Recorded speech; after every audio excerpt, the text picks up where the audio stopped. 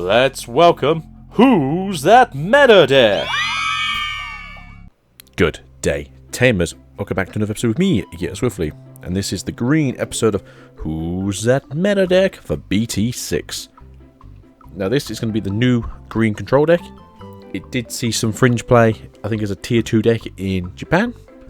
I do think with how green's currently playing, they are playing a sort of control green already. There's been quite a few tournaments in this section of tournaments. They've actually seen a lot of play when it comes to green control. So there's a good chance in the English meta this deck might come up more often than not. So, Pius's masterpiece has arrived. AncientTroymon. He's a big beastie horse with cannons on his butt, crushing all the little babies. Oh yeah. So, let's get into this video and have some fun. Germination is underway. So there's a few cards you can put in this. I think these are the best two cards to choose, but not necessarily for the same reason they should be. So, Agumon, when this Digimon becomes suspended during your unsuspend phase, so at the beginning of your phases, you gain a memory. So if you have a Tamer on play that's got the memory effect, you will gain 4 at the start of your turn. If you don't, you'll gain whatever memory you had from your opponent, and then gain a memory when you unsuspend that Digimon that had this in training underneath it. There is another one that has, I believe, when you suspend opponent's Digimon, you gain 2000 DP. Well, there might be Fremon, I think. That's a pretty good card, and there's a few where it's like level 6, you get 1000 DP. I feel like memory in this deck is probably more important than gaining DP, because you can be quite chunky in this deck, and there's other ways to get DP in this deck as well. A very memory-hungry deck for green. This is one of those few decks where green's just basically starved for memory all the time because of how much he wants to do, but green has a few ways of getting memory, as we already are aware. Jungle Troopers at it again. So, right, I don't think Gobblemon's a Jungle Trooper and Agumon's a computer virus, but nonetheless, Tidemon's here, on play, reveal the top card of your deck. If it's a green Digimon card, add it to your hand, otherwise place it on the bottom of your deck. Just a little bit of search in this deck. I think the issue I have here is essentially that there isn't any plant searching currently going on. I don't think there's any plant searching going on for quite a while in the game, at least until BT7.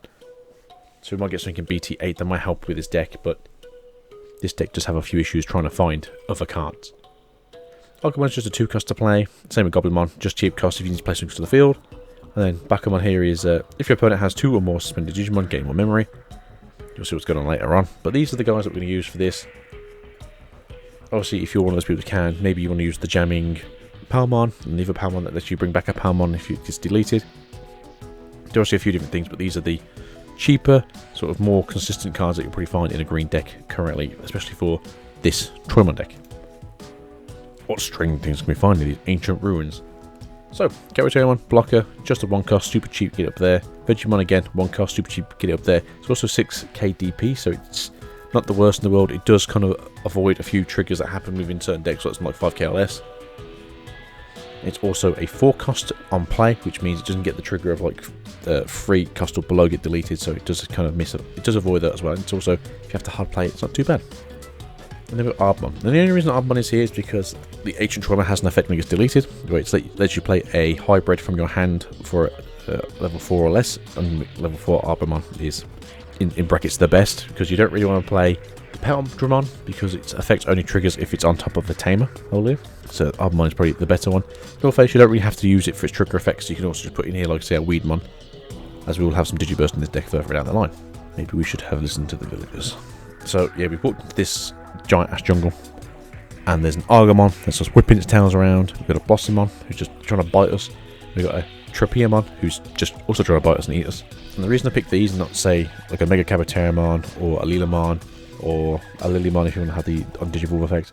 This deck is so costly when it comes to having to Digivolve that I just want to be able to get to my Mega as fast as I can and then spend that turn just spending memory on my Mega, and then having to worry about being suspended like the following turn or something.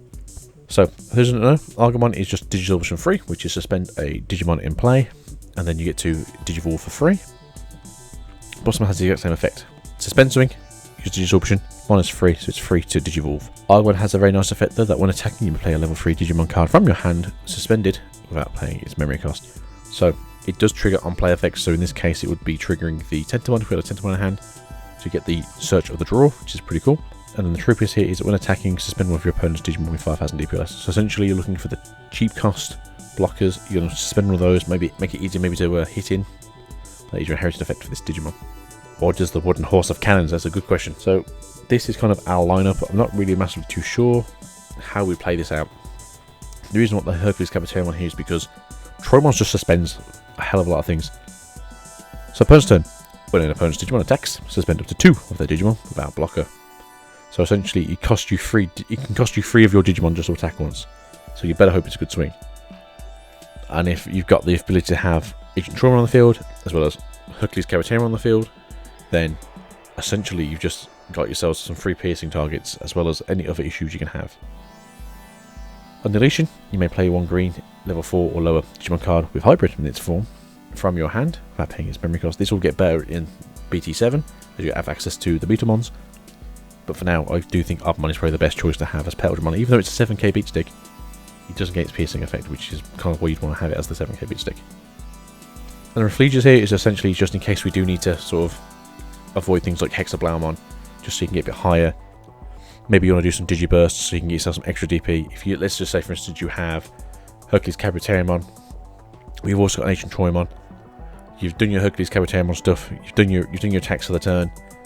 Maybe you can win for game, but you're a bit worried about maybe not having enough DP. You can put Refleges on top of this, cost you 1. You can Digiburst 2 away. All Digimon now gain 2000 DP for the turn. And then if say you had a Yokomon on the bottom of this, you've now given an extra 2000 DP to AncientTroymon. So now AncientTroymon is a 17k beaten horse cannon machine. Your turn. Once per turn, when one of your Digimon activates Digiburst, one of your opponent's Digimon can't attack or block until the end of the opponent's next turn. Again, this is very useful and it can help set up more players during the next turn. Where did this guy come from? Chaosmon. He's fantastic. He is disgustingly awesome. He will pierce your opponent in the face. Then when Digivolving, unsuspend this Digimon, then it can attack your opponent's Digimon. This effect allows you to attack unsuspended Digimon as well. This is essentially the original Blitz form, which you cannot win games with this. You can only attack a person's Digimon. Piercing can only remove security. It cannot take the last life. You have to strike directly. Okay. The villagers and their stories. So you might think, why is the cheap Izzy here? And this is essentially here depending on how much of a hybrid package you want to have in this deck, because obviously the Troymon effects. Personally speaking, I don't know if I ever would use this Izzy, but it does have a good synergy with the deck, as when you on your turn, one of your opponent's Digimon becomes suspended, you may suspend this Tamer to gain 1 memory. There's a good chance that if you got 1 or 2 of these on the field, there's 2 memory at this, basically every single turn if you can. Let you have things like the Needle Spray for free, cost 2. You suspend something on your turn, let me just trigger these. Okay, that was a 0 cost. And you got the Izzy and Mimi, which is if there's an opponent's Digimon that's suspended on their turn, and it comes over to my turn, then that means that we get an extra memory. I do like the Mimi and Izzy. We also get the your turn. When you attack with a level 5 green Digimon, you may suspend this Tamer to reveal 3 cards on the top of your deck. You may Digivolve 1 green level 6 Digimon card amongst them onto the attacking Digimon without paying its memory cost. Place your remaining cards at the bottom of your deck in any order. This is really good if you're kind of worried about not having a level 6 in your hand, especially when you get further into the game. Let's say you're running 6 level 6s, you've done like turn 7, you've been holding back for a little bit because you're worried about actually like striking it and murdering yourself. And you're like, you know what, activate this card, hope for the best. You swing in, first card, level 2. Second card, it's an option card. Third card, it's an AncientTroymon. Your heart's beating like crazy, but now you've got the option to do this. And you've now got a big AncientTroymon on the field, scaring your opponent if they want to do anything next turn. And then Mimi. Mimi's just a bitch. So if you have 2 or less memory, you gain 3 main. If you have a level 5 or higher green Digimon in play, you can suspend this Tamer to hatch 1 Digi-Egg card to an empty space in your breeding area, or move 1 level 3 or higher Digimon from your breeding area to your battle area. Mimi's a bitch, which is very good. I think she always will be good. And to me, Mimi has the same kind of issue that TK has, where having multiple of them in the deck is very weird. But Mimi's effect isn't like once per like turn. Like her effect in turn is multiplicative. So if you somehow have 4 Mimis on the field, you can literally go, okay, let me have an egg.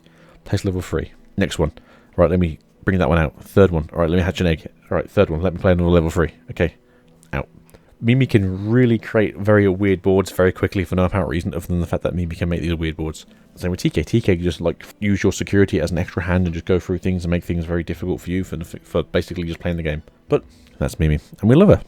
And then also these this banned card, or this restricted card that we have here. So one of our best cards, one of our restricted cards, so the Agumon. Hidden Potential Discovered. Main. The next time one of your green Digimon digivolves this turn, you may suspend 1 of your Digimon to reduce the memory cost of this Digivolution by 5. Security. Add this card to your hand. This card is fantastic, and I definitely do agree that it should be a one-of, because it's just very potent, especially in decks that do want to abuse this, like this deck that has a level 5 cost, Digivolving it towards the end. Now, we have a new card from this set as well, which is the Tropical Venom.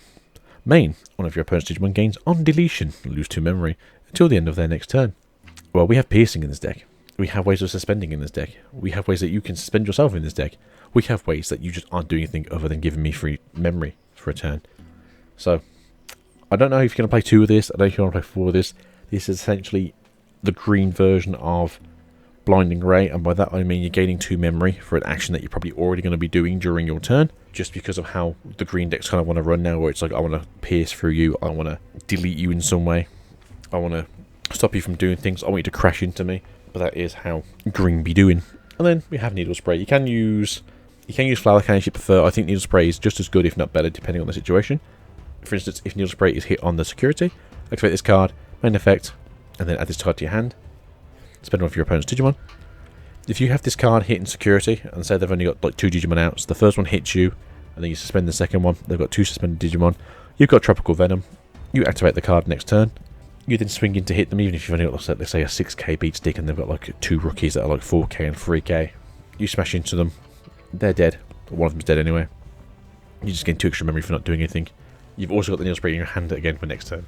Green is very good, green is very mean, but that's where we're going to end today. There is a load of different things you can put into this deck. You can put Weedmons, you can put Stingmons, you can put Rapidmons if you want to put Rapidmon in here, you can put a Gargomon if you want to put a Gargomon in here. There are so many like cheap cost greens that you can put in this deck that you can make it run as however you want to.